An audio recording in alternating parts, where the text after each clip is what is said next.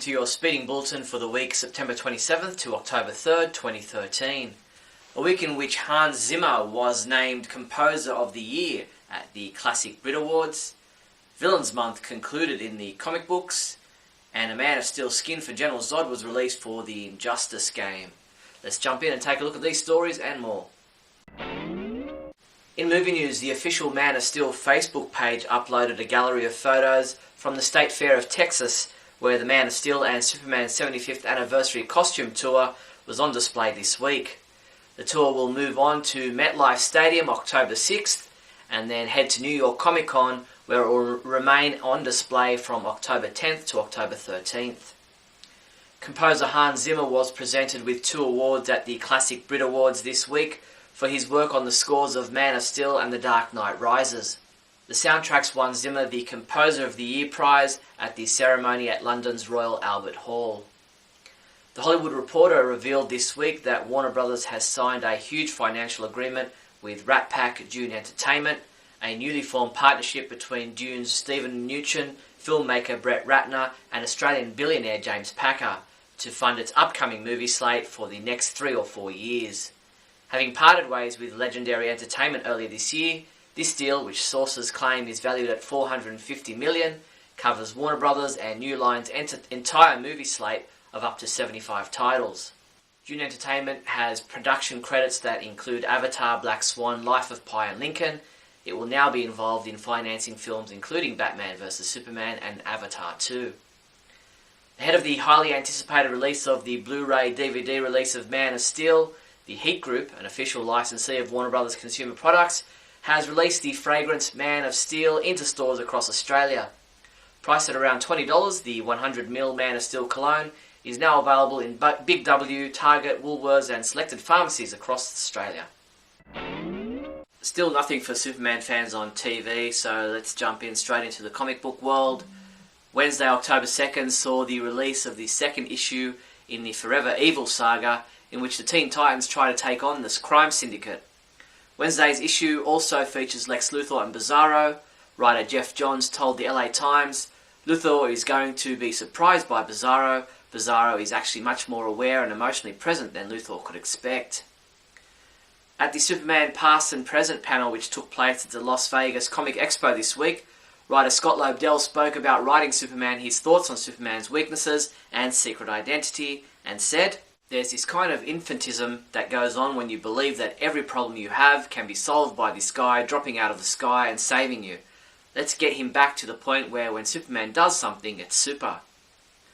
Writer Brian Q. Miller is bringing the Teen Titans to the Smallville comic book series in a 4-week digital first story titled Smallville Titans, with Chapter 1 available today. As for why the comic book series is changing format, Brian told Newsarama.com, "To the best of my knowledge, we shifted gears a bit in presentation to help lower the intimidation factor for new and potential readers. Rolling back to number 1 with each new arc lessens that." The official Warner Bros. Superman Red Sun motion comic is now available from beginning to end via YouTube. This animated adaptation of the best-selling story finds Superman and his nefarious villains in the Soviet Union instead of the United States. The motion comic series mixes alternate versions of DC superheroes and villains with alternate reality versions of real political figures such as Joseph Stalin and John F. Kennedy, spanning the years 1950 to the year 2000. Superman comic books we reviewed this week included Action Comics 23.4 Metallo number 1, which was reviewed by Michael Bailey, who gave it a 5 out of 5, saying this was a strong way to finish out Villains Month in Action Comics. Superman 23.4 Parasite number 1 was reviewed by Adam DeChanel, who said the only plus point was that a bit of effort was put in to tie it to continuity of a current story in the sister title Action Comics, and he rated this a 1 out of 5. Michael J. Petty reviewed Batman Superman 3.1 Doomsday number 1, giving it a 4 out of 5, saying, "I was expecting to really enjoy it, and to my satisfaction, I really did." Justice League 23.4 Secret Society number 1 was reviewed by Ralph Silver, who said, "This is not really a Secret Society book, rather the focus here is on the outsider," but he still gave this a 4 out of 5 rating. T.A. Hewitt reviewed Justice League Beyond 2.0 Chapter 4, giving it a 4 out of 5, saying, "This installment is a much better one, which returns us to the action and the conflict without sacrificing the Cal Kent side of things." Adventures of Superman Chapter 22 was reviewed by Sean Morrissey, who gave it a 4 out of 5, saying, "This is the kind of tasty tale we need more of, a dash of action, a pinch of science fiction, a heaping of mystery." And Smallville Season 11 Chapter 66 was reviewed by Mark Pritchard, who said, "This story continues to bore me, Lois continues not to have a role," and he gave it a 3 out of 5. Superman comics and other items available this week from October 2nd include Adventures of Superman Chapter 23 digital comic has been available since September 30th. Action Comics number 24, which is available in a black and white variant cover. Forever Evil number 2, which is available in a black and white cover. A digital combo pack. A Bizarro cover. A Crime Syndicate cover. And a Villains cover. Smallville Titans number 1 digital comic is available October 4th. JLA Earth 2 Deluxe Edition hardcover. DC Comics CoverGirl Supergirl statue. And I'm hearing Superman fans might want to pick up issue number 16 of Earth 2 out this week as well. Now's the time to get in and grab your Superman and Supergirl costumes in preparation for Halloween. Check out this Ruby's Man of Steel General Zod mask available for $32.77. Or pick up the Man of Steel Superman Deluxe Kids costume, yours for $29.99. These and other great Superman and Supergirl Halloween costumes are available from your one-stop Superman shop, the Superman homepage online store at supermanhomepage.com/shop. In other news, fans playing the Injustice Gods Among Us video game will receive a free Man of Steel General Zod skin with the latest gameplay patch, which was released on October 1st. Game developer NetherRealm Studios has released a trailer showcasing the new Zod skin, showing the General taking on his Kryptonian nemesis Superman. The gameplay update is now available for the Xbox 360 and PS3 consoles. The Superman Energy Drink, which reportedly has a great refreshing taste that will unleash the hero in those that consume the drink, is now available in the Middle East. Superman Energy Drinks will be distributed in the UAE, Oman, Qatar, Bahrain, Saudi Arabia and Lebanon and Iraq this coming fall. Finally, the Superman homepage Super Trivia Quiz has been updated for another month.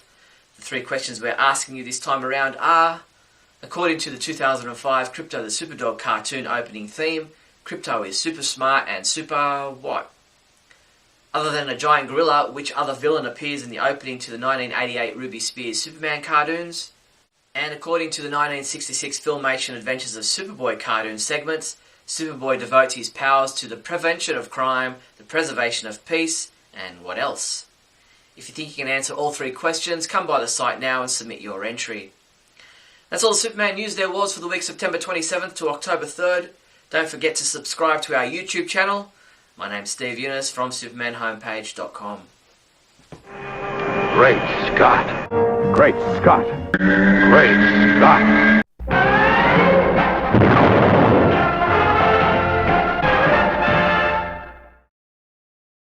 Hello, everyone, and welcome to another fabulous edition of Great Scott. I'm Scotty V, and thanks for watching. So, out of all the people in the world, out of everyone that has had an attachment to Superman in some way, out of everybody that has had, blah, blah, blah, some creative input on Superman over the years, would you have thought, I know I wouldn't have, that it would be David Goyer that would be the one who gets it, especially since most people blame him for turning Superman into a man who runs around snapping people's necks. I totally disagree with that assessment. Now, obviously, he is a man that has snapped another man's neck, but albeit another Superman's neck, who was going to destroy the world and first kill him if he had the opportunity, and then go on to each and every single human. He would obviously go to Martha Kent and torture her and kill her, and then he would go to Lois and torture her and kill her, and anybody that he thought meant anything to Kal-El. And then he would, because he of course blamed Superman in the Man of Steel movie for killing his friends, killing his partners, and killing all of the Krypton in its current state. The idea that he would have been able to, without Clark's interference, reanimate all of Krypton and rebirth the Kryptonian race, and Superman stopped him from being able to do that, not to mention killing Veora and all the other people, or not killing, sending them to the Phantom Zone, which I don't believe is necessarily a death sentence. I think the idea of the Phantom Zone is that the criminals are there and are still alive, but are trapped there forever, which I guess in a lot of people's eyes, if you were one of the criminals, you would figure that that was a death sentence. And I guess technically it's not living, even though you're still alive. But what do I mean by Goyer gets it? What I mean is, recently at a press conference, at an Associated Press conference in I think France, David Goyer said that in a fight between Batman, he was asked who would win in a fight between Batman and Superman, if that is in fact what they're going for in the next movie. Who would win in a fight? Who does he think would win in a fight? And of course, everyone can just say, well, you know, it was in London. It was an Associated Press conference in London.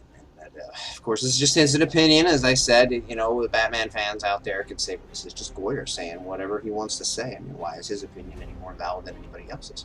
And the truth is that lots of comic book creators have created situations where Batman has held his own in fights against Green Lantern, Wonder Woman, Superman, and all the other powered heroes. But what Goyer said, most comic book purists would say Batman would be the winner because he's the ultimate strategist. That's what you always hear. Batman would win hands down. He's smarter. He's got so many gadgets. He's got every move planned out ahead. He's like the ultimate chess player, where no matter how well thought out you think you are, he's always one well thought or more ahead of you. So, you know, he continued to say, even though it makes no sense whatsoever, if Superman just flicked his finger, Batman would be done for him. Now, of course, we Superman fans have said this kind of thing all the time. And Goyer wrote an entire trilogy of Batman movies. So is he a Superman fan?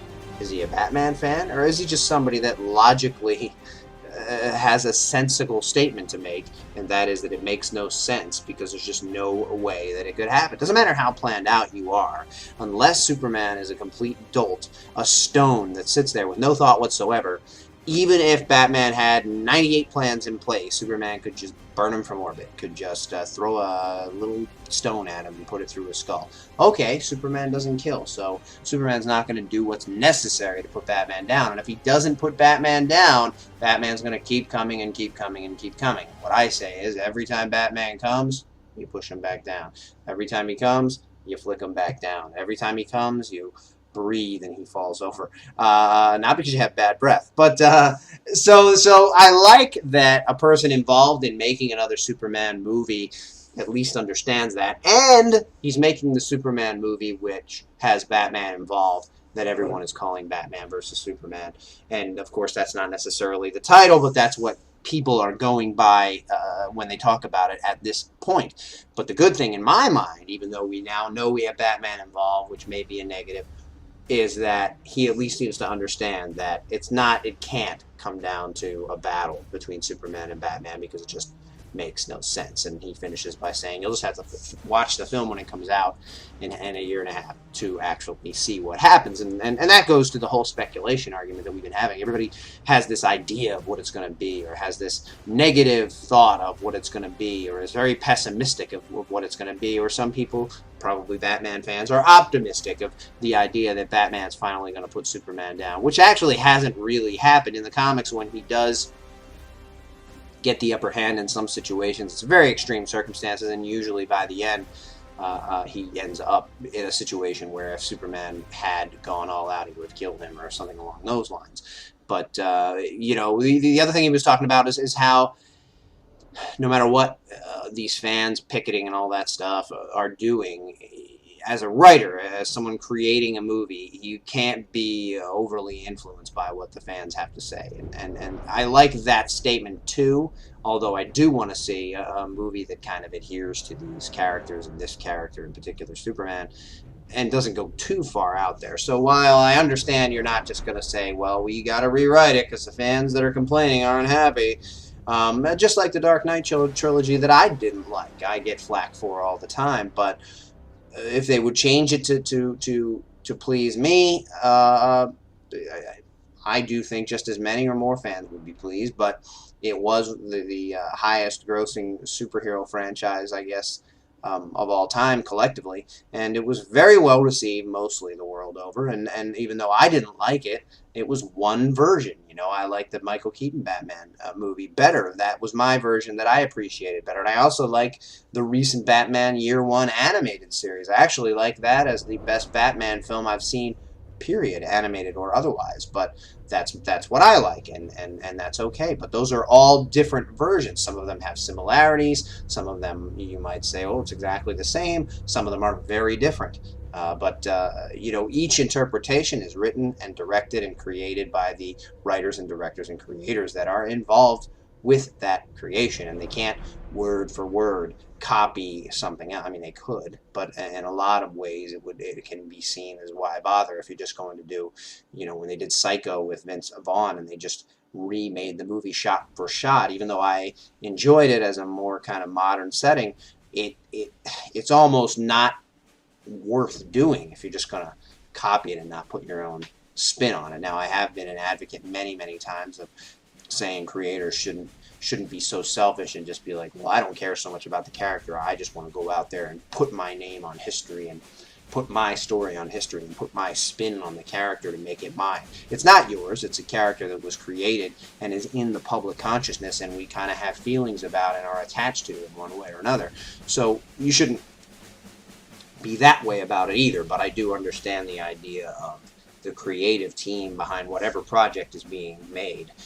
They're the ones who are going to make it the way they make it, and taking into account, you know, some of what the character is and the type of universe and world he comes from while you're making it makes sense, but trying to cater to every single complaint or every single group, or making sure that people don't write to President Obama because Batman's going to be in the movie is just kind of there's just no way you can create in that fashion, and there's no way anything would ever get done, because no one's ever going to be 100% satisfied during the making of a movie 2 years up to it before it comes out. Every little thing that comes out is going to get one group or another up in arms about something.